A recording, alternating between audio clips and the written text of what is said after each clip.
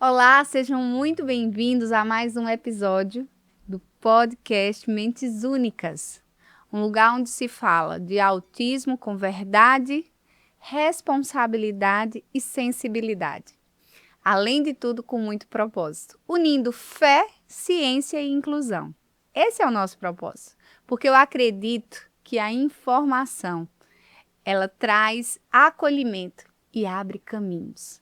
Essa é a verdade do nosso podcast e hoje nós vamos falar sobre um tema muito especial e um tema muito propício para esse tempo: o mercado de trabalho para as pessoas autistas e com deficiência. E aí, para esse tema, gente, eu não poderia ter alguém melhor do que a minha querida amiga, que nós não temos nem tanto contato, mas que há uma identidade de propósito muito grande e que eu admiro, que eu respeito muito, que tem de fato o meu respeito e a minha admiração. Então é Luciene, ela está aqui comigo. Então seja muito bem-vinda. É um prazer imenso ter você aqui conosco e eu tenho certeza que será um papo, será uma conversa onde você vai trazer, agregar conhecimento, trazer para nós muita informação e, de fato, dados recentes para que a gente possa se situar também nessa temática e também motivar pessoas a fazer um pouco de diferente, né? Empresários e pessoas que estejam aqui ouvindo a gente. Então, seja muitíssimo bem-vinda, Luciene. Quero trazer o meu abraço, de fato, a você nesse lugar, que de fato é um lugar para a gente falar com essa verdade, responsabilidade, mas também com muita humildade e simplicidade. E eu já passo direto para você, quero que você já faça suas considerações iniciais e já vá se apresentando, vá falando quem é Luciene. Olha, com essa introdução, a gente fica emocionado, né? E agradeço demais o convite. Edivânia, saiba que a recíproca é verdadeira. Eu lembro quando fomos apresentadas por uma amiga em comum, né? Ela falou, vocês precisam se conhecer, porque o propósito de vocês é muito parecido, né? A questão da acreditar nas possibilidades, em ter fé, em buscar informação, porque sem esses fatores a gente não consegue incluir de verdade, né? No dia a dia, na prática. Então, muito obrigada pela oportunidade, parabéns pela iniciativa, né? Essas iniciativas, elas são indispensáveis e que mais pessoas se inspirem, mais empresas, instituições se inspirem no teu trabalho, que vem abrindo caminhos aqui em Campina Grande, né? Movimentando, trazendo informação, com produção literária, com eventos e agora com o podcast. A informação de qualidade e responsável, eu sempre digo que ela salva vidas. É verdade. Né, que ela salva famílias. Então, parabéns pela iniciativa e obrigada, né? E quem é minha amiga Luciene? Fala um pouquinho de você, Luciene. Eu quero saber, no geral, profissionalmente, familiarmente, quem é Luciene? Tão difícil, né? A gente dizer Mas eu quem é quero a ouvir, gente. eu quero ouvir um pouquinho de você. Antes da gente entrar na temática, eu Sim. quero ouvir sobre você. Então, eu sou daqui, da Paraíba, né? Mais precisamente de Lagoa Seca, sou assistente social de formação. Na verdade, a minha primeira formação é em rádio e TV, né? Eu trabalhei em rádio comunitária a minha adolescência toda. E aí eu fui morar no Rio aos 18 anos, fiquei 15 anos no Rio. Lá eu casei, né? Lá eu tive a minha primeira filha, Luísa, e convenci o meu esposo a vir morar aqui. Ele carioca. Ele carioca, né? Então a gente tinha um pacto de ter filhos quando a gente pudesse retornar para cá. Na verdade, ele me acompanhou, né? Porque ele é carioca. Então eu fiz a primeira graduação lá de rádio e TV, aí tive a minha primeira filha. Já estava trabalhando, na verdade, na minha linha de preferência, digamos que é assim, que é o serviço social, né? Quando eu terminei a comunicação, eu disse, meu Deus, falta algo, sabe? Eu preciso encontrar algo onde essa comunicação me ajude a chegar nas pessoas. Então, eu sempre olhava e dizia, meu Deus, que profissão vai ser? Então, encontrei no serviço social, né, meio que uma missão de vida, e eu sempre uso muito do que eu aprendi na comunicação, do que eu vivi na comunicação, entrar nas famílias, nas casas, elaborar projetos, é algo assim que me encanta, mas como comunicar isso às famílias, né? Como engajar essas famílias, como fazer elas de fato sentirem-se parte, pertencentes. Então eu uno as duas coisas, a comunicação com o serviço social. E quando a gente voltou para cá, nasce o meu segundo filho, que aí é onde vem a grande virada de vida, de fato, né? Foi quando o Francisco nasceu. Francisco tem quantos aninhos? 8 anos, exatamente, né? 8 anos. Então, quando o Francisco nasceu, no pré-natal, nós não descobrimos nada. E Francisco nasceu com síndrome de Down, né? A trissomia do cromossomo 21. Várias cardiopatias associadas, hipertensão pulmonar e uma válvula única. Então, ele nasceu com uma condição extremamente delicada, ficou quase 6 meses no hospital e durante esse período a gente encontrou muitas famílias recebendo seus filhos com diversos diagnósticos e numa realidade bem adversa. Por vezes a gente nem imagina que existe ainda determinadas situações, né? 6 meses, Lu. 6 meses, né? E nós Internos mesmo? interno, mas a gente ia em casa, né? Então a gente ia em casa, ficava 2 dias em casa e voltava, porque ele tinha que monitorar o coração. E aí, com 6 meses, perdão, e 23 dias, nós viajamos para Recife. E com 6 meses e 29 dias, ele fez as correções cirúrgicas, né? E aí ficou 26 dias em coma, foi desenganado por todos os médicos. Todas as equipes que chegavam diziam para a gente a seguinte frase: pela medicina, nós não temos mais nada o que fazer. E eu lembro de uma médica aqui de Campina que ela disse: pela medicina, a gente não tem o que fazer, mas maior do que a gente tem um lá em cima. Doutora Fernanda Lira, né? E a doutora Fernanda disse: vamos nos apegar. Lembra que a gente criou um grupo na época no WhatsApp, porque era muita gente pedindo informação, a família. E aí, depois que Francisco operou, né? 2 dias depois ele teve 10 hemorragias. E aí disseram: não tem mais o que ser feito, né? Chamaram a gente, inclusive, para se despedir dele na UTI. E eu lembro que eu falei: eu não vou me despedir do meu filho com vida. E eu lembro de dizer exatamente isso, segurando a mãozinha dele: Deus, se for da sua vontade levar ele de volta, nós fizemos tudo que a gente podia fazer, né? Tudo que nós conseguimos. Ele está sendo bem cuidado aqui. Agora, se ele ficar, Deus, a partir de então, assim, minha profissão, tudo vai mudar. Porque dentro do hospital lá em Recife também, a gente encontrou muitas situações. A gente viu uma criança falecendo ao nosso lado. Não tem como a gente não mudar muito. É impactante. É. Aí, depois desse período, Francisco recebeu alta. Os médicos, a gente não sabe te dizer o que aconteceu, mas ele encontrou o caminho da melhora. Foi essa frase que eu ouvi de um dos médicos da equipe. Quando a gente chegou no Cajá, aqui de carro, a gente vindo, já chegando pertinho, ele estava quente. Nós verificamos a temperatura, estava um pouquinho quente. Liguei para uma das médicas, ela falou: olha, vai direto para o HU, não vai para outro hospital, porque não tem suporte para ir em Campina e nem dá tempo de voltar para o Recife. Chegamos no HU, ele estava com sepse, uma infecção em todos os órgãos.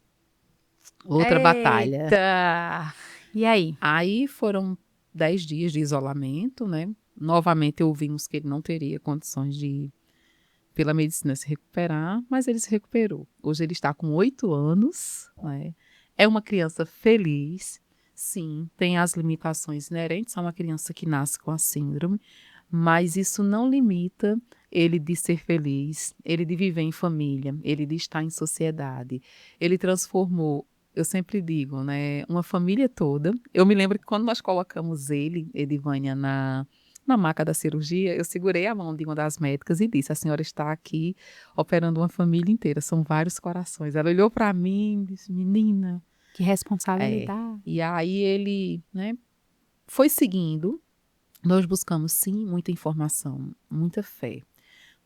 Eu me lembro de um dia os médicos falarem na UTI, né? Será que ela toma algum remédio? Será que ela tá dopada? Porque ela chega aqui numa UTI, o filho dela desse jeito, e ela entra com o livro na mão, sorrindo. Sabe por quê? Eu dizia: se ele tiver um dia de vida, que seja o dia mais feliz da vida dele. Eu não queria que aquele bebezinho tivesse lembrança de um desespero. Ele já passava por tantos procedimentos invasivos, sendo perfurado.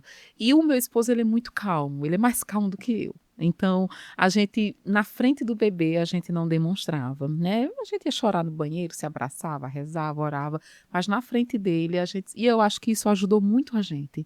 Porque é aquela coisa, quando a gente olha para o desespero olha para a gente. E né? não, na verdade, não corrobora, não ajuda, né? Você acaba realmente sendo envolvido.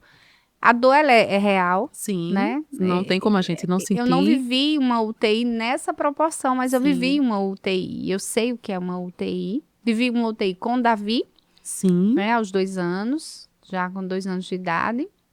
E depois eu vivi uma UTI de forma mais intensa, até um pouquinho antes, ano passado, que foi com o meu sobrinho, né? E a gente via a angústia que é.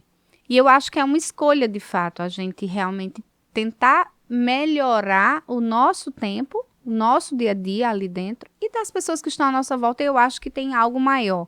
Testemunhar da Sim. nossa fé, daquilo que nós acreditamos, daquilo que nós entendemos como verdade. E mesmo sem abrir a boca, isso. a gente acaba vivendo e vivenciando isso, né? Então, que bom. Que bom. Aí Antônio hoje, 8 anos de idade, com suas limitações, mas uma criança feliz e de fato é. A gente vê lá até passando em reportagens, né? TV Paraíba.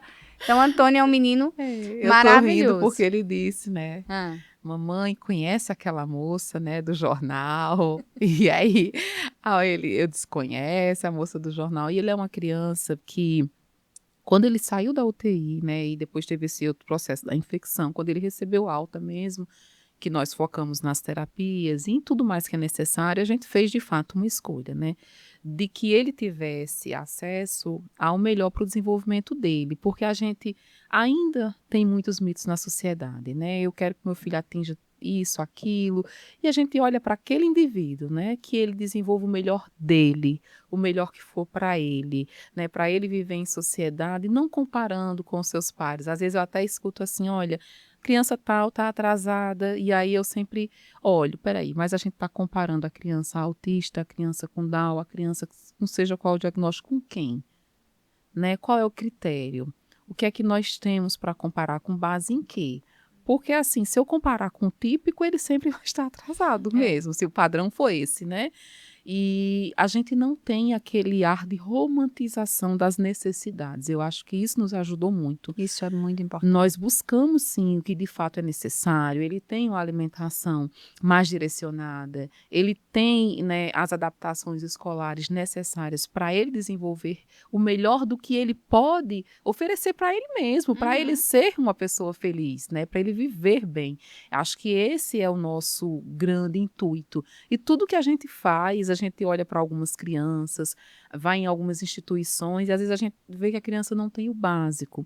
E o que acontece? A conta vai para o diagnóstico. Ah, porque ele é assim. Não, às vezes não é. Às vezes é porque ele não tem o básico que ele precisa para se desenvolver. Então, hoje, quando você me perguntou quem é Luciene, você viu que eu fiquei falando muito em torno do diagnóstico de Francisco, porque a Luciene de hoje, ela não é a mesma Luciene de 8 anos atrás. Então, assim, as minhas atuações profissionais, elas ganharam um novo direcionamento. Assim que ele saiu da UTI, eu comecei a atender mães, a me conectar com grupos de mães, porque a gente entende que se a mãe não estiver fortalecida, a família não estiver fortalecida, a família de qualquer indivíduo é a primeira instituição que ele conhece. É verdade. Então, se a família não estiver fortalecida, não tiver entendimento que sim, é um processo diferenciado, onde ela vai precisar descobrir novas ferramentas, novas maneiras de olhar para a vida, ela talvez vai perder um tempo muito grande num sofrimento. Exato. Da idealização, que é comum as pessoas idealizarem o filho que elas vão ter,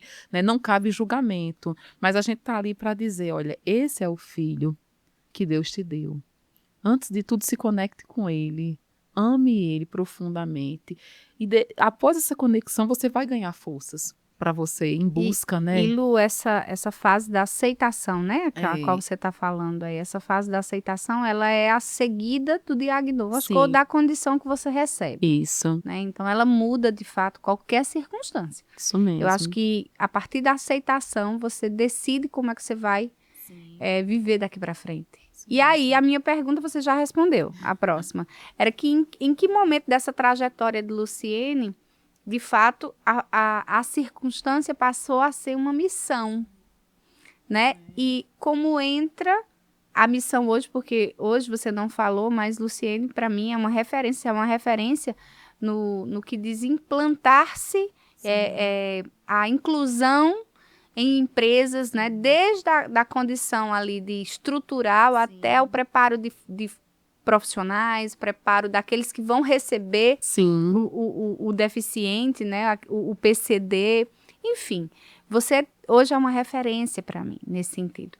Então, em que momento essa realidade, aí a gente vai entrar um pouquinho no tema, essa da tua trajetória, você identifica essa necessidade e diz, isso porque não é só um meio, é uma missão. Exato. E para mim, eu não preciso nem te perguntar, porque eu enxergo. É isso. Então, em que momento isso acontece? Então, quando o Francisco sai do segundo momento crítico no hospital, né? Porque, como eu te falei, a gente teve a trajetória de até os 6 meses, várias internações, porque ele já saía da alta com retorno. Então, veio as cirurgias, depois veio a infecção. Eu vi muita coisa acontecer, né? Como eu relatei. E eu comecei a estudar. Comecei a estudar sobre neurociência, que eu sou apaixonada, é um tema assim que mexe muito comigo, sempre gostei muito, mas tive a oportunidade de aprofundar após o nascimento dele, neuroaprendizagem, eu sempre tive um viés muito voltado para as práticas de educação também, e fui unindo as coisas, né, e eu pensava, pronto, hoje ele já tem acesso às terapias, né, a gente vê o desenvolvimento acontecendo, mas a gente sabe que todo indivíduo é preparado para, em um dado momento, ir para a sociedade, para o mercado de trabalho. Não tem como a gente falar em autonomia, em cidadania plena, sem a gente falar em mercado de trabalho. Né? Todos nós pensamos, fulano está estudando e em um momento ele vai para o mercado de trabalho. Isso, é quando meio que se concretiza essa questão da cidadania. Principalmente numa sociedade, né, contemporânea como a nossa, a cidadania está muito ligada ao mercado de trabalho. A minha atuação, qual a minha contribuição, né, social, qual a minha devolutiva. E nada nessa vida é por acaso. Em 2011, eu ainda estava no Rio e eu trabalhava para o Serviço Social da Indústria da Construção Civil, né, era analista de educação. E eu já trabalhava com a lei de cotas, porque as empresas precisavam contratar, né? E existe uma lei que esse ano, se eu não me engano, ela está fazendo cerca de 35 anos, porque a lei é de 91, né? A lei de cotas brasileira. Então, a lei de cotas já existia e havia uma fala da dificuldade de contratar pessoas com deficiência. Mas na iminência da obrigatoriedade, as empresas precisavam, né, encontrar essas pessoas. E eu comecei dentro da empresa, formar grupos de escuta. Né? Qual era a maior dificuldade? Então, a gente visitava todas as localidades que você possa imaginar no Rio de Janeiro, desde uma área nobre a uma área mais vulnerável, e nós perguntávamos, né, aos líderes comunitários, nas igrejas, se tinham pessoas com deficiência, né, que frequentavam aquele ambiente, para poder fazer cadastro mesmo. Levantamento de dados. Isso, e eu tinha uma chefe que ela era muito estudiosa, então ela dizia, olha, em Portugal já está assim, nos Estados Unidos está assim, e a gente ainda não avançou. E eu lembro que quando o Francisco foi para a escola e tal, eu disse, eu vou ver como é que anda a situação da empregabilidade. E eu lembro até das pessoas rindo, mas ele é tão pequenininho. Eu falei, sim, mas é algo que deve ser uma expressão da questão social muito forte, porque se a gente tem tanta dificuldade ainda na acessibilidade escolar, no acesso e na permanência, né? Porque os grandes países estão falando já da permanência, a gente ainda está discutindo o acesso. A gente ainda tem negativa de escola.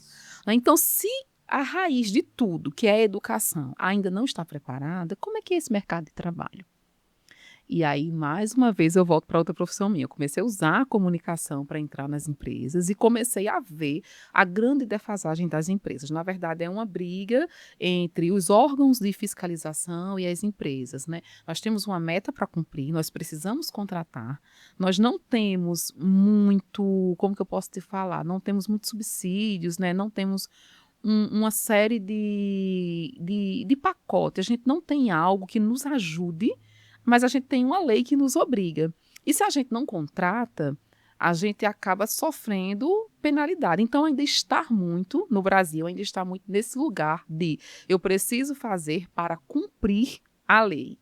E muitas empresas querem fazer, mas também não sabem como fazer. Não sabem. A verdade é que é essa. Porque se a escola ainda não sabe incluir, e aí quando eu falo escola, obviamente que tem bons exemplos, eu falo em linhas gerais, né? Então, se a instituição escola ainda não sabe incluir, como é que eu vou ter profissionais para receber os profissionais com deficiência?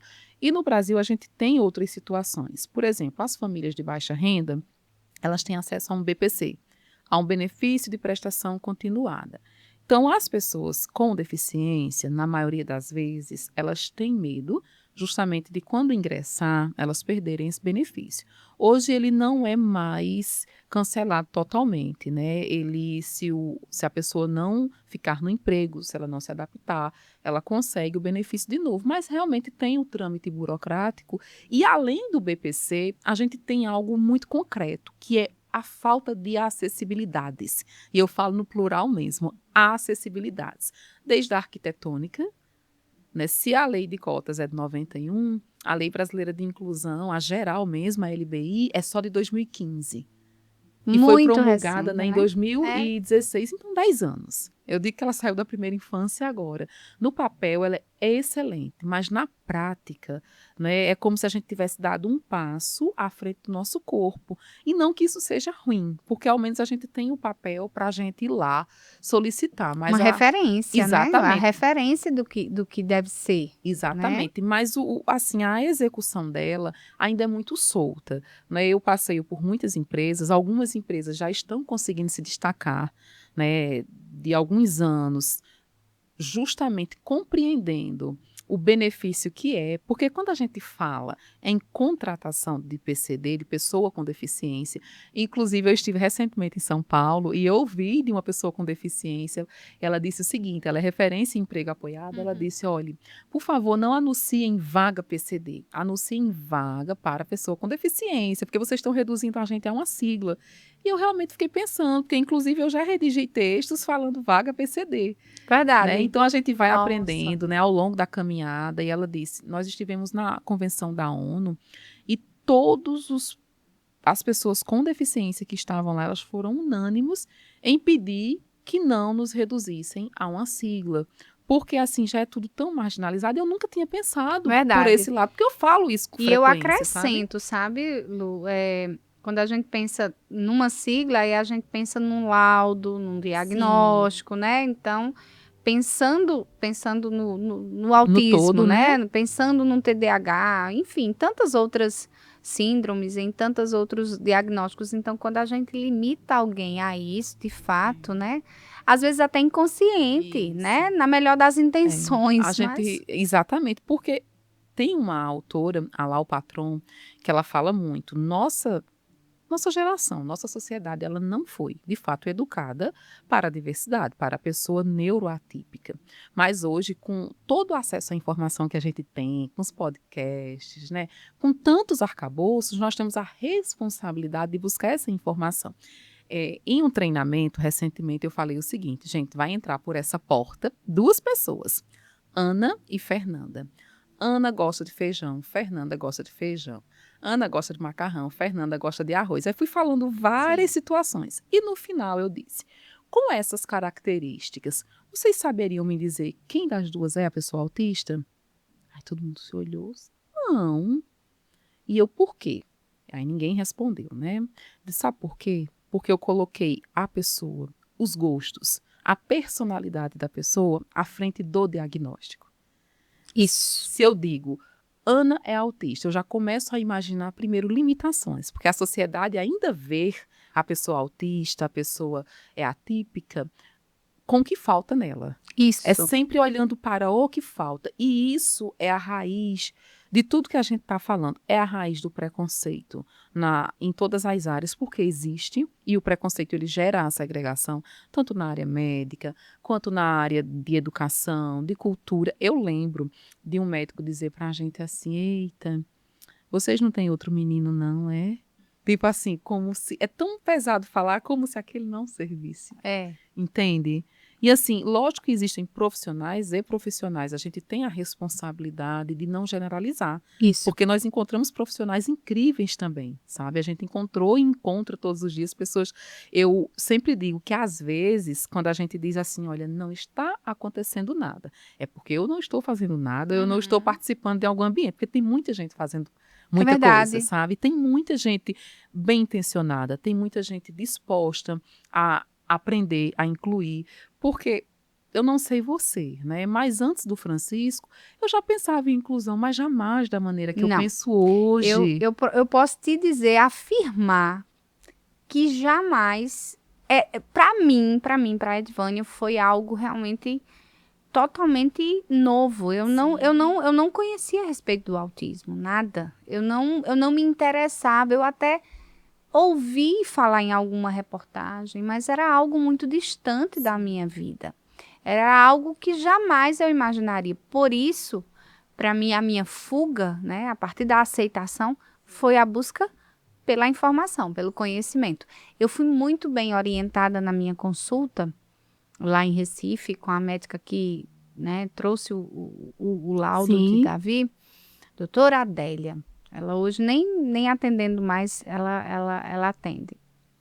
Mas a doutora Adélia, ela disse, olha, fez uma consulta, assim, uma anamnese maravilhosa e de fato, ela entendeu o que estava acontecendo e nos explicou. E depois de nós sairmos dali, eu lembro que nós saindo, ela voltou, ela disse, volta aqui, deixa eu só trazer mais uma informação. Me deu 2 livros. sim, Ela me deu um livro que é O Autismo, de Gustavo, eu lembro, esqueci agora o sobrenome dele, e Dr. Gustavo e O Reizinho. sim, E aí, esses 2 livros ela me entregou, ela disse, você não vai buscar conhecimento em todo lugar. perfeito. Você não vai agora participar de todos os grupos de mães que você imaginar. Não funciona dessa forma. Então, eu fui muito bem encaminhada. Perfeito. E aí ela disse, as orientações, você precisa saber de onde elas virão. Perfeito. E a partir disso, você vai construir de maneira muito sólida o seu caminho. Então, calma, respire. O último capítulo do meu livro tem por tema esse. Sim, Olhe para o alto, respire sim, e caminhe. Porque essa foi uma frase dela, sabe? sim, Então, ela disse, tudo bem. E aí fui muito bem. E isso faz uma diferença muito grande, totalmente, né? né? Faz uma diferença muito grande. E eu te interrompi? Não, E aí tranquilo. eu queria já falando assim do mercado de trabalho em si, Sim, né, que é nossa sim, temática. Nós temos hoje as cotas, como você sim, colocou, é lei, sim, mas não funciona como deveria. Tem muita gente bom intencionada, até querendo, tem aqueles que querem apenas cumprir e tem gente querendo fazer. Na tua visão, como uma empresa, como um grupo pode fazer a diferença e pode realmente dar início? Como começa isso dentro de...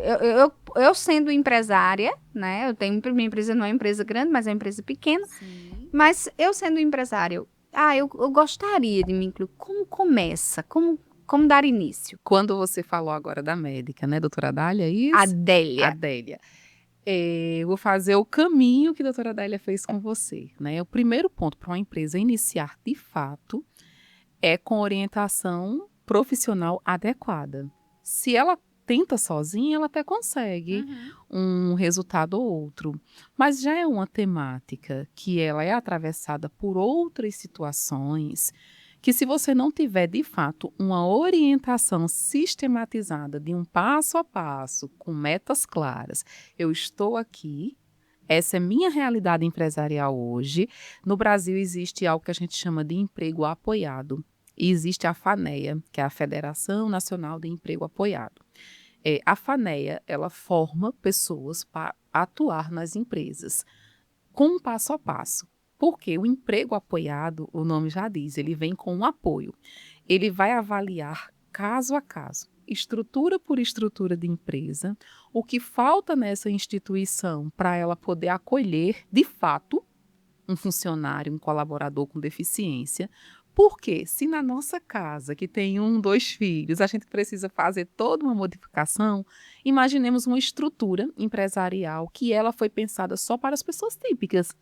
Porque se nós olharmos para toda a sociedade, todas as estruturas são pensadas em um padrão. Tudo que foge disso é visto com um olhar de mais gasto, de mais custo. Então, eu não vou fazer agora, eu vou fazer depois. Se a gente olha para a arquitetura, para os prédios, desde o varejo, as indústrias, eles não são pensados para uma pessoa com deficiência. Então, a primeira coisa que esse profissional vai fazer é olhar para dentro da tua empresa e verificar o que precisa ser adaptado. Porque acesso é uma coisa, permanência é outra. A gente ainda tem dificuldade no acesso. Segundo o Dr. Fernando, que é um dos especialistas no Brasil em emprego apoiado, ele diz que mesmo com mais de 30 anos de lei de cota, o Brasil ainda não conseguiu cumprir 1%. Caramba, 1%. 1%. A gente não conseguiu ainda. Nos Estados Unidos, a lei de cota funciona de outra forma. Ela não é obrigatória com porcentagem, né? Eles dão alguns incentivos fiscais e tal, e eles conseguem chegar a 35%. Né? A gente não consegue chegar ainda a 1%. E quando a gente olha para a estrutura, e aí quando eu falo estrutura, Edivânia, eu falo o todo, eu não falo só a parte física. O preconceito é o nosso grande gargalo. O preconceito da maneira mais legal dentro da lei que a gente fala, que é o capacitismo, né, em relação à pessoa com deficiência. Sim. As empresas não acreditam ainda que a pessoa com deficiência tem a contribuir. Então, o primeiro trabalho é mudança de cultura. E mudança de cultura não se faz de uma hora para outra. Né? Mudança de cultura, quem está liderando, quem tem a caneta na mão, precisa, né, em algum momento ser tocado, ou se vai ser pela dor de uma multa, ou se vai ser por alguma experiência, que aquilo será benéfico. Caso contrário, algumas empresas continuarão pagando suas multas, perdendo talentos. O próprio Dr. Fernando, ele diz que o emprego apoiado, né, que a contratação da pessoa com deficiência, ela só resulta em ganha a ganha. O que é isso? Ninguém perde. Eu sempre pergunto nas formações, por exemplo, para empresas de educação, se hoje, escola tal, né, que não tinha nenhum aluno autista, por exemplo, recebeu nesse ano de 2026 30 alunos autistas. Estou falando hipoteticamente, né? E todos os professores precisarão passar por uma formação específica sobre processamento sensorial, regulação emocional e várias outras temáticas para bem conviver, acolher e ensinar, porque a escola é lugar de aprender, né, para esses alunos. Todos esses professores dessa determinada escola passarão por uma formação. E eu sempre pergunto, o que é que eles perderam? O que é que eles perderão passando por essa formação? Nada. Eles só ganham. Então, a inclusão, quando ela é bem feita, ela só traz ganha-ganha. Ganha para quem está investindo, ganha a pessoa que está entrando ali, que poderia estar em casa desenvolvendo uma comorbidade ou uma questão emocional por não estar inserida, e ganha principalmente os pares.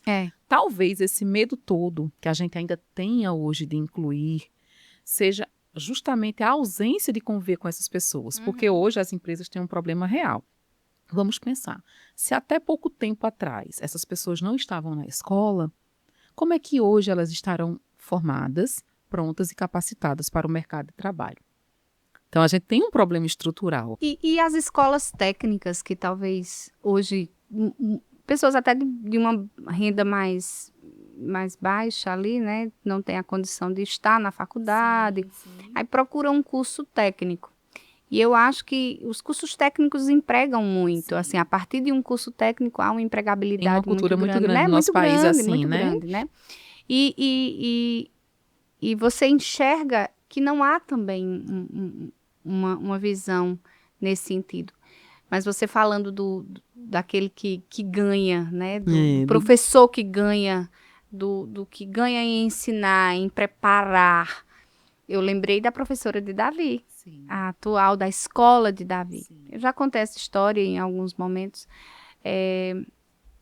Nós temos uma dificuldade, né, escolar muito grande. E falando de nacional, ganho, né? Falando de ganho, eu encontrei há 3 anos atrás, uma escola de bairro aqui em Campina Sim. Grande, pequenininha.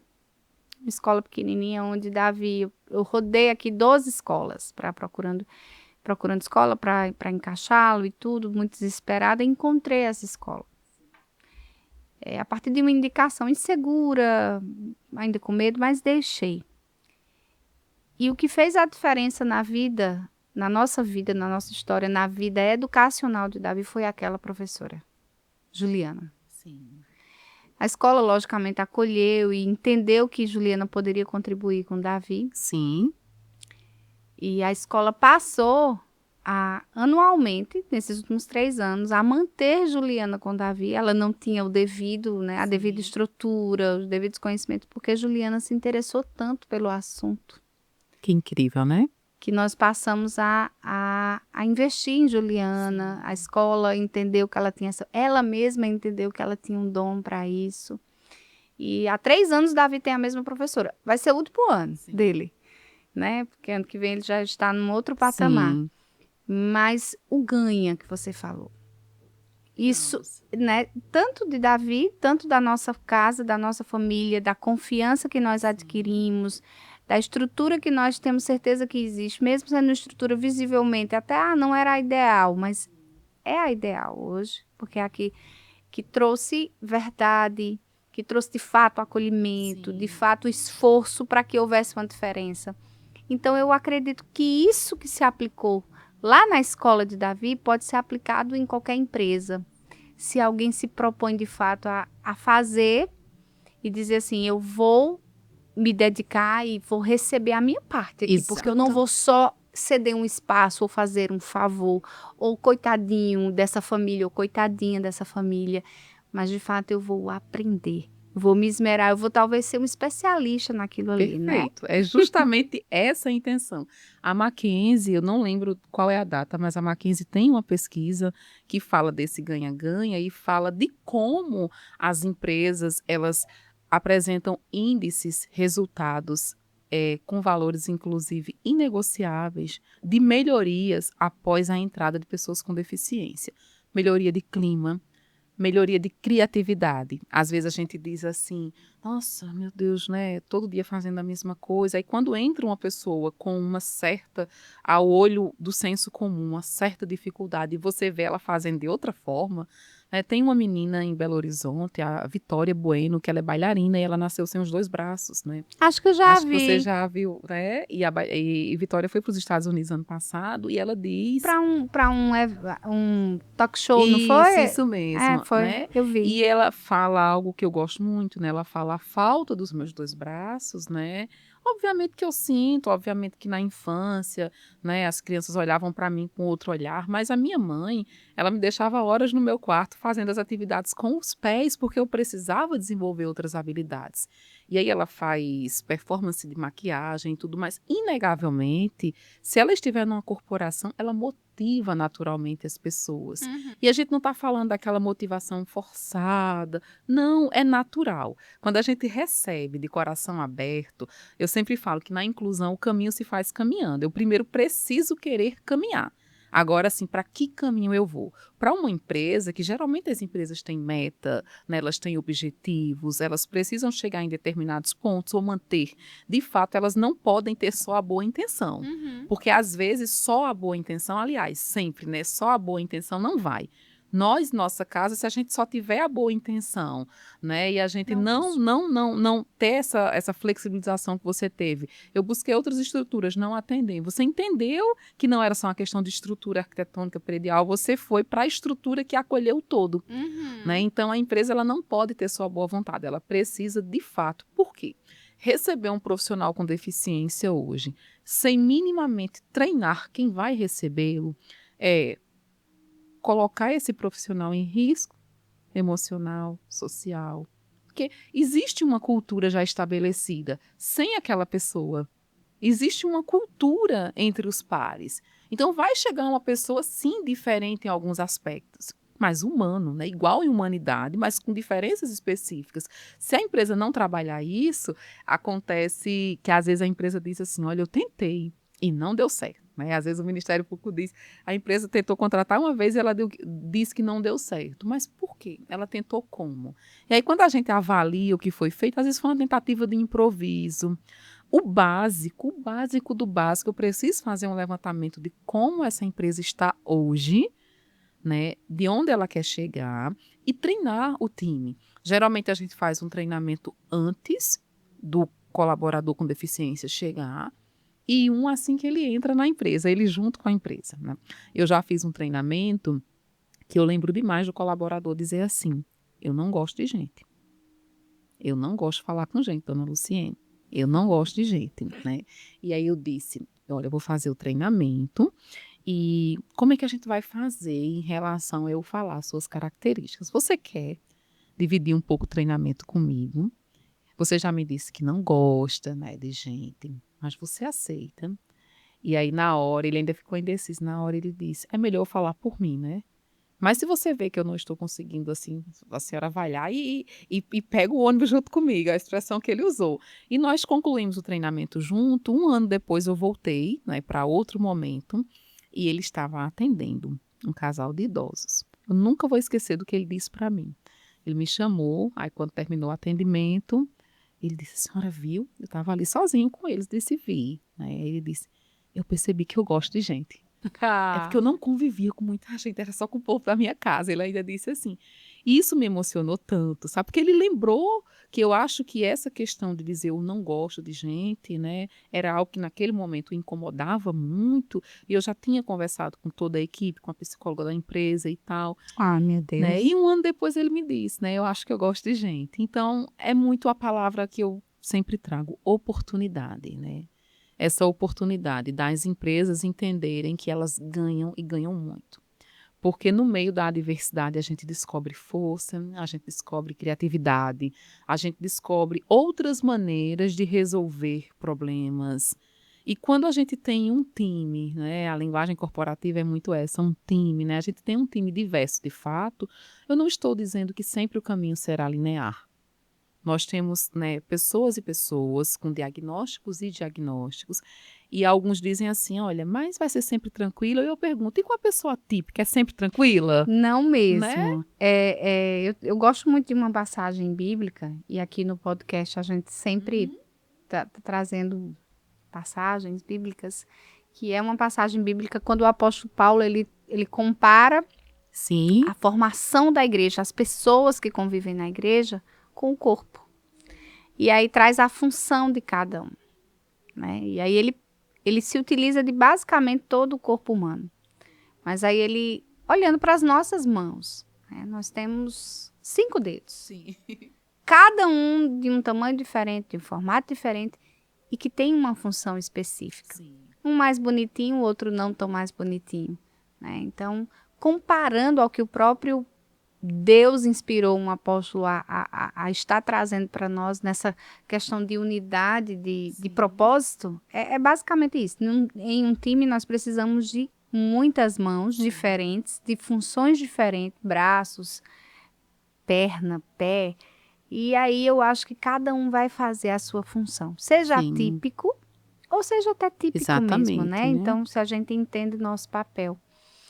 Ai, Lu, que bom, que muito bom, muito, muito, muito bom. Eu queria só dar uma pausazinha na nossa conversa, falar da minha canequinha. Você ganha uma, viu? Tem uma ali na sua, mas é só lembrando, pessoal, minha caneca, essa aqui é a nossa marca, né, que foi idealizada com muito carinho. E aqui você tem um peixezinho, ó, o símbolozinho de um peixe. Por quê? Porque lá na igreja primitiva, o peixe era usado como um símbolo, né, para identificar aquele povo cristão. E aí a gente idealizou aqui esse peixinho com as cores do autismo. Então, nós queremos falar sobre o autismo de maneira cristã, né, de forma que a gente possa alcançar não só a mente, mas os corações das pessoas com a palavra e essa palavra através dessa simbologia. Então, é isso que significa. Inclusive, eu também queria te parabenizar por falar pelo viés também da igreja, né? Porque a gente precisa falar de inclusão cada vez mais de uma forma totalitária. E a fé de cada um é algo muito sagrado para cada um. E durante muito tempo, as mães de crianças autistas e com outras síndromes ou situações neurológicas, elas tinham medo de frequentar, né, a igreja. Então, eu lembro que no evento que você promoveu ano passado, nós tivemos um exemplo lindo, né? Inclusive a psicóloga incrível, Johanna, ela teve Johanna. comigo aqui semana É. passada. Então, um trabalho muito bonito e muito necessário, né? Que é um local de fortalecimento. Na verdade, eu entendo que quando a gente os 5 pilares da vida do autista, de fato, todas aquela segmentação que a gente trabalhou, né? Nós segmentamos cada ambiente, ela é real. E a igreja, eu costumo dizer que a igreja ela tem um público à espera em suas casas de alguém que vá lá buscar para trazer para a igreja. Isso é um anseio. O meu foco sempre vai ser trazer as duas vertentes, né? É tentar montar essas estruturas simplificadas às vezes, não é estrutura... Eu acho que a última coisa que a gente tem que pensar é na estrutura física. A estrutura física ela é importante, né? Você ter aparatos, você conseguir recepcionar com essa estrutura é importante. Mas mais do que isso, é de fato você estar pronto, entendendo que há uma limitação, né? Há uma dificuldade, há uma reserva. E não só da criança, do adolescente, do jovem, né? Porque a gente fala muito de criança, mas as igrejas, elas, as evangélicas, as católicas, eu fui criada dentro da igreja católica, então eu vi minha infância inteira. Eu estou lá, eu permaneço na igreja. Eu não fico buscando outros lugares. Então, é uma história que se constrói, né? É um ciclo, né, da sua vida. Então, a partir disso, se você consegue ter esse acolhimento, nossa, como isso é valoroso, né? Como isso tem um valor maravilhoso. Então, por isso que eu luto tanto por essa causa dentro da igreja. Eu tento achar... Às vezes, eu estou lendo a Bíblia e fico identificando aquela possibilidade de personagem. Eu disse, será que esse aqui, talvez, tivesse um laudo e tudo mais? Mas é isso.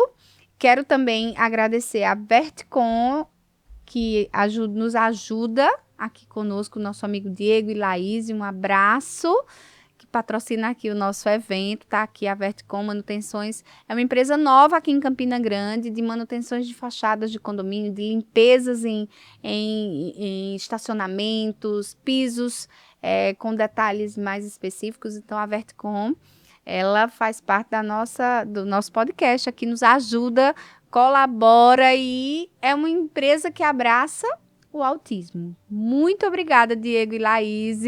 Vocês são do nosso coração.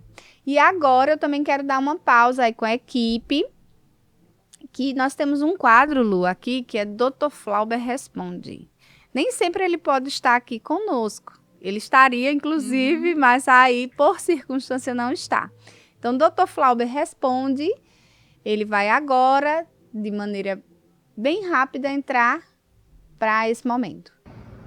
Um jovem com autismo pode e deve ingressar no mercado de trabalho, mas é claro, é preciso que antes sejam observados alguns dados da evolução deste paciente. Primeiro, é preciso que esteja em nível 1 de suporte, indicando uma maior estabilização das questões emocionais, da sua possibilidade de se comunicar e interagir em grupo. Então, para isso, o médico e a equipe que acompanha o paciente vai avaliar a questão relacionada a medicamentos ou as terapias que precisam ser feitas ou ajustadas para esse período.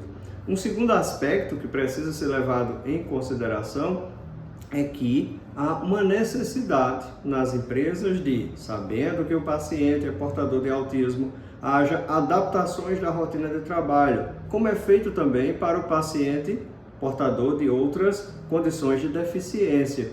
Então, normalmente, em ambientes muito barulhentos, ambientes com aglomeração de pessoas, ambientes onde há uma sobrecarga sensorial muito grande, podem desregular os pacientes com autismo e isso prejudicar o seu dia a dia de trabalho. Então, sabendo que o paciente é portador do autismo, as empresas vão utilizar o laudo médico ou o laudo dos terapeutas para fazer adaptações que geralmente são sugeridas nesses documentos. Então, o passo inicial é avaliar se aquele jovem portador de autismo tem de fato interesse em ingressar no mercado de trabalho. Tendo, tanto nós, como os terapeutas, como a própria empresa, vamos buscar formas de adaptação para acolhê-lo, inseri-lo no mercado de trabalho e, com certeza, pela capacidade que eles adquirem de foco de atenção, de vontade de estudar e até mesmo de superar barreiras, muitas vezes serão bons profissionais. Obrigada, Dr. Flauber, tirando nossas dúvidas. E logo mais, nós vamos ter um episódio bem especial sobre todos os dados que saíram agora, dia 9. Nós estamos aí preparando um programa bem especial. Imperdível, né? Nós estamos preparando. Aguardando. Ele vai estar conosco. E Dr. Flauber está fazendo certificação com o Dr. Tiago Castro. Eu acompanho, ele está lá, então a gente tá aí bem. Ele está sempre participando aqui com a gente, tem esse quadro fixo dentro do nosso podcast. Um abraço, Dr. Flauber, muitíssimo obrigado, né? Lu, eu queria que você contasse para nós uma história, e aí eu quero deixar claro que nós não passamos o roteiro, tá? Então eu tô pegando ela aqui. Eu tô pegando ela aqui de surpresa, mas eu queria que, Lu, você lembrasse de uma história que você viveu ou presenciou, que marcou. Você contou alguns fatos, mas uma história específica que marcou a sua caminhada, que marcou a sua história. E você dizia, Divânia, poxa, essa história aqui, ela fez uma diferença, ou faz uma diferença até hoje muito grande. Queria que você falasse para nós. Necessariamente não precisa ser voltada para a empresa. Isso. Né? Pode sim. Né? Então, vai ser sobre o meu primeiro contato com autista na vida. Né? Eu trabalhava como gerente de loja da Ortobon, no Rio de Janeiro. Na época eu fazia faculdade de noite, trabalhava como gerente de loja. E um dia entrou um pai com um bebezinho de 7 meses, né, no colo, e eu tinha acabado de arrumar a loja. E ele não olhou para os balões muito coloridos e tal. Estava começando a falar assim, um pouco mais sobre autismo no Brasil, nas redes sociais. Ainda tinha Orkut na época, tudo bem. Né? E ele não olhou. E aquilo me chamou a atenção. E depois ele passou a ser um cliente muito assíduo da loja. Tinha uma babá que ia todos os dias caminhar com a criança, passava com ela lá na porta da loja. E sempre tinha um personagem, alguma música, essas coisas de comércio para poder atrair, né, o cliente. E essa criança não olhava. E eu comecei a me aproximar muito dele. Não sei te explicar, nós criamos um vínculo. É tanto que depois fiquei amiga da família. E quando eu estava de férias, eles disseram, olha, a babá dele está de férias, você não aceita vir ficar um pouco lá em casa, porque ele não quer ficar com ninguém, ele só fica com você. Ele já tinha mais de um ano, o tempo foi passando, ele não verbalizava ainda. E hoje o que a gente percebe que é uma estereotipia, na época eu não sabia o que era, mas eu via os movimentos repetitivos, a pontinha do pé, não tinha um andar ainda firme. E nós ficamos amigos, né? Eu com essa criança. Eu falo dele, eu tenho vontade de chorar, porque me marcou muito e hoje ele tá um rapaz, né? Passou um tempinho, eu frequentava a casa, às vezes meu esposo dizia assim, olha, parece que é da família, porque você se apegou a Gabriel e eu muito apegada a ele, né? Com quase 4 anos foi que fecharam o diagnóstico de autismo. Ele me chamava de U. E eu dizia, mas Gabriel, tu é índio, é? É Lu. Aí ele, E eu, Gabriel, tu é índio. Levaram em vários médicos, houve uma certa resistência por um tempo, né? E na festa de 5 anos dele, já tinha o diagnóstico fechadinho. Eu já tinha vindo de férias aqui várias vezes, muito próxima dele, ele crescendo, as palavrinhas chegando pouco, ele indo para as terapias já, porque já tinha fechado o diagnóstico, mas aí, no aniversário de 5 anos dele, foi o tema O Pequeno Príncipe. E era numa casa de festa gigantesca, muito linda lá e tal. E eu chego na casa de festa, porque eu não contei, né? Para pagar a minha primeira formação, eu trabalhava também de recreadora infantil em shopping. Então, eu fazia aquelas maquiagens e tal. E a família disse, você poderia fazer na festa do Gabriel? Fui fazer a recreação. Quando eu chego lá, eu encontro um salão de festa gigante, com muita sobrecarga sensorial. Muitas luzes, muito barulho, os recreadores gritando, aquele cenário das festas típicas, né? E Gabriel dentro de uma piscina de bolinhas bem distante de todo mundo, as mãozinhas no ouvido, e eu percebia o desconforto na família, querendo que ele aproveitasse. Os recreadores não sabiam o que fazer na situação, então sempre que levavam ele para o foco do barulho, ele se irritava mais. E eu lembrava que eu conhecia ele desde bebê e que ele gostava muito de tinta. tinta azul, tinta branca, sempre foi um canal de acesso que eu tinha a ele, a linguagem artística, né, da pintura. E eu olhei para a mãe, eu disse, você confia em mim, né? Claro, Lu, a gente te conhece desde que Gabriel é bebê. Inclusive no álbum da família tá lá. O primeiro tchau da vida do Gabriel foi pra Lu. Porque foi, ele saiu da loja ainda no colo do pai e ele deu tchau pra mim. E o pai ficou, meu Deus, ele nunca deu tchau pra ninguém. E ele deu tchau pra mim, né? E eu, aí tá lá, no álbum da família, primeiro tchau. E eu disse, vocês confiam em mim, né? Tirei a meia, eu tava, me lembro de tênis, né? Eu falei, eu vou entrar naquela piscina de bolinhas com ele. E tinha um kid play, um brinquedão. E ele não aceitava ir pro brinquedão. Falei, Gabriel, olha, a gente vai fazer uma tribo aqui. Eu vou subir e tu vem atrás de mim. Depois as crianças vêm. E a família olhava pra mim. Lu, esse brinquedo não cabe você não. Eu falava, cara. Eu lembro que eu dei várias voltas no brinquedo. E ele atrás de mim. E eu sempre falando com ele a questão da previsibilidade. Lu está aqui com você. Nós vamos passar pelo tubo, depois pelo rolinho, depois pelo box. Quando eu comecei a narrar, veio a segurança, né? E passou aquilo, ele não queria mais o brinquedo, a festa passando já perto dos parabéns. Eu falei, olha, mãe, Dani, a festa é dele, né? Ela é. Eu falei, tu confia mais um pouquinho em mim? Aí, o que você vai fazer, Lu? Eu falei, eu vou entregar o pincel para Gabriel e a gente vai em todas as mesas pintar as pessoas. A festa não é dele? A linguagem dele, de aproximação, não é essa? Né? Eu tenho certeza, todo mundo ama ele aqui. Então, os avós, primos, tios, gente que viajou de longe, todo mundo vai entender. E eu vou te mostrar a foto, é a coisa mais linda. Eu tenho uma foto dele me pintando de azul. Que legal. E tá no álbum da família, hoje ele tá com 18 anos. Que né? história linda. E a gente pintou todo mundo na festa. Todo mundo curtiu. E eu lembro que eu falo isso nas empresas, as pessoas se emocionam. Por quê?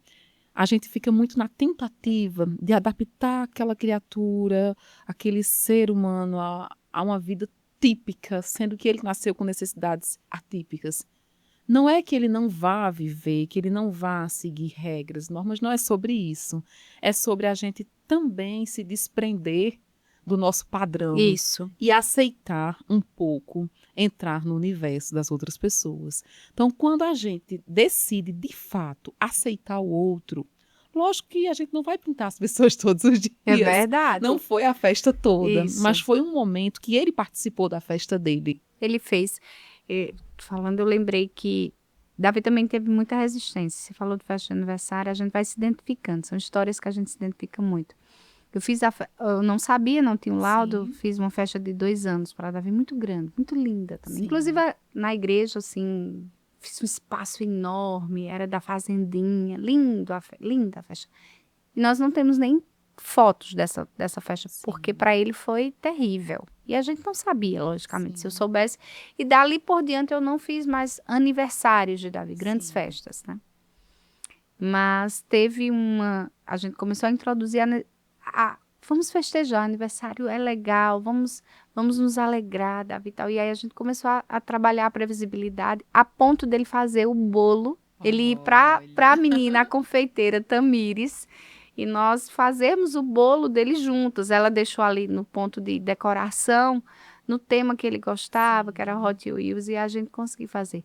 É isso, é sair do nosso universo, sair da nossa previsibilidade. A nossa zona de conforto, né? É isso, é o nosso padrão. Sim. E entender que há possibilidades diferentes para a gente poder alcançar o coração do outro. E eu tenho certeza que Tamires também ganhou Ai, uma memória para a vida Ela toda. lembra disso com muito carinho. Tamires faz bolo pra gente até hoje, mas ela lembra muito disso. Ela disse como foi especial aquele momento para nós. A gente tem um videozinho dele, foi Sim. bem especial. Lu, já indo pro final, as horas assim voam muito rápido, rapidão, né? Mas eu queria já deixar para você aí nesse finalzinho, se uma empresa que estiver ouvindo a gente, queria que você falasse para a câmera lá, falasse, olha, se você é empresário e você tem interesse de conhecer um pouco mais, como é que faz isso? Como é que contacta com você? Eu queria que você fizesse isso. E queria também que você, já para encerrar, falasse um pouquinho do que você pensa desse momento que nós estamos vivendo, desse tempo que a gente está vivendo, de 2026. O que você espera para esse mercado, para essa realidade? Sabe por que eu estou te perguntando isso? Porque eu fico imaginando o meu. Davi fez 9, Sim. né? Daqui a pouco está na pré-adolescência, então nós temos que começar a pensar, preparar ele para esse mercado, Sim, né? Sim.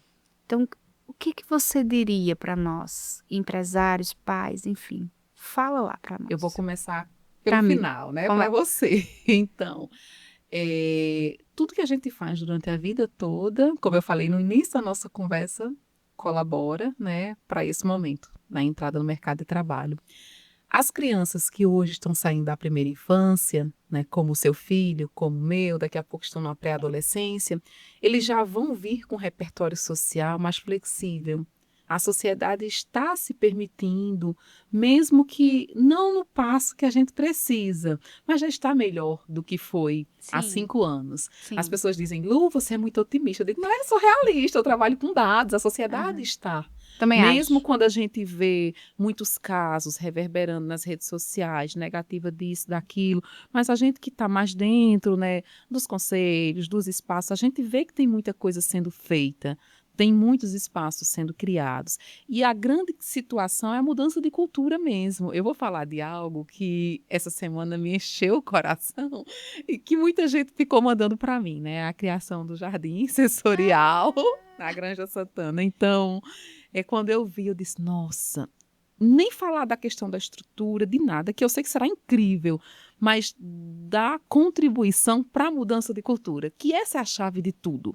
Né? O meu filho, o teu filho, os que irão nascer daqui para frente já pegarão um espaço melhor do que Davi pegou, do que Francisco pegou. Lógico que sempre existirão obstáculos, porque para a pessoa típica também. Lógico que a gente tem uma dívida histórica com as pessoas com deficiência, mas a gente já caminhou um pouco mais. Então, esses espaços de mudança de cultura, eles também são benéficos para esse atual momento do mercado de trabalho. A lei completa 35 anos, né, com uma situação delicada em relação a números, mas muita gente já está falando. A gente já tem a FANEA, que é a Federação de Emprego Apoiado, a gente já tem várias instituições procurando, universidades criando núcleos, né, para falar sobre emprego apoiado. Por quê?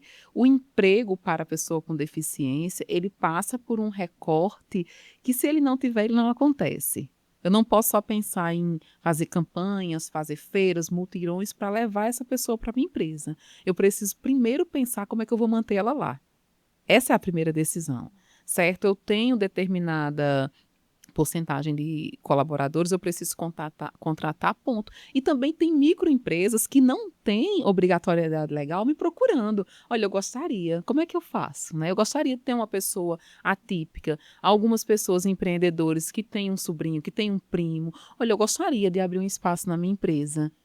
Já vem tendo essa mudança de cultura e principalmente para o empresário, né, que acompanha a gente agora, é entender que todas as pessoas elas podem ofertar algo.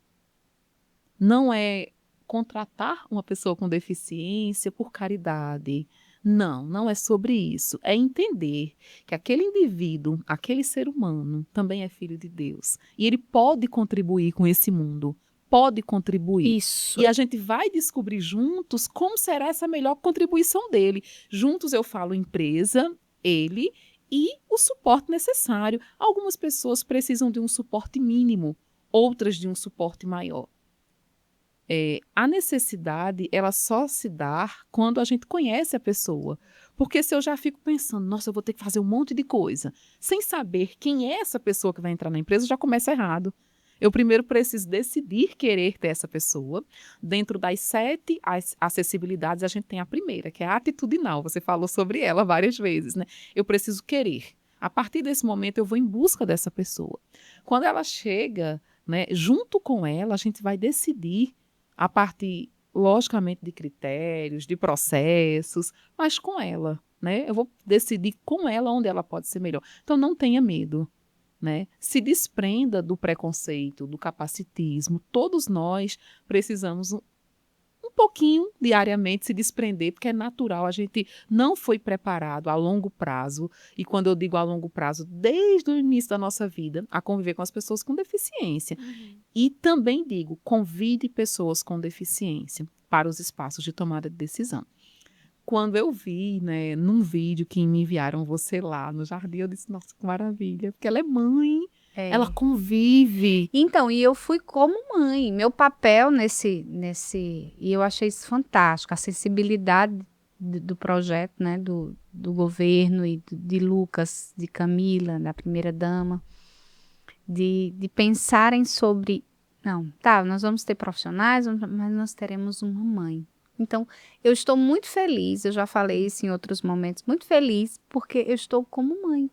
Eu não estou indo contratada, eu estou indo como mãe, para dar o meu olhar, para dizer, olha, assim talvez não seja muito bom, vamos fazer assim. E sugerir, inclusive, que chamassem ou convidassem outras mães que têm a sua prática, né? E que vão até utilizar muito mais. Né? Então, eu estou muito feliz também, viu? Isso é um projeto lindo. E que conversa nossa necessária, que papo. Intensa, né? Não, a gente programa e a gente tem roteiro, gente. Mas a gente nem sempre consegue seguir o roteiro, porque a coisa vai sendo levada. E é isso que eu quero, com a verdade. Eu acho que eu comecei falando aqui que nós falamos de autismo com verdade, ou seja, com o dia a dia da gente, né? Então, eu queria agradecer sua disponibilidade, sua humanidade, você é incrível, eu tenho de fato um respeito e um carinho muito grande pela sua história, por você mesma.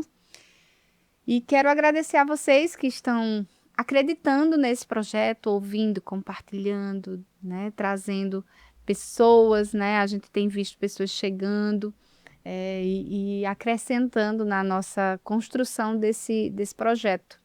Agradecer de verdade. Aqui a gente entende que a inclusão ela é sobre capacidade, não é sobre capacidade, é sobre oportunidade. E a gente também quer unir sempre a fé, a ciência e o amor, Luciene, porque a gente consegue enxergar as limitações de uma forma diferente. Sim. Nesses 3 pontos. A gente, na verdade, quer isso, quer fazer o bem a vocês. A Bíblia fala porque somos feituras dele, criados em Jesus para as boas obras. Ou seja, todos temos um propósito da maneira como somos. Fomos criados com um propósito, sem nenhuma exceção. Então, autistas, deficientes de todas as formas, enfim, nós fomos criados com um propósito. Atípicos, neurodivergentes, não divergentes, fomos criados com um propósito. Eu acredito. Mais uma vez, meu muitíssimo obrigada. E espero termos outros encontros aqui para tratarmos de tantos outros assuntos que temos. Tenho certeza que você sempre vai acrescentar. Então, muito, muito obrigada, viu? Eu que lhe agradeço, viu? Eu sou Edivânia Queiroz. Esse foi o nosso podcast Mentes Únicas, que traz fé, ciência e inclusão. Fica conosco. Um grande abraço e até a próxima. Tchau, tchau.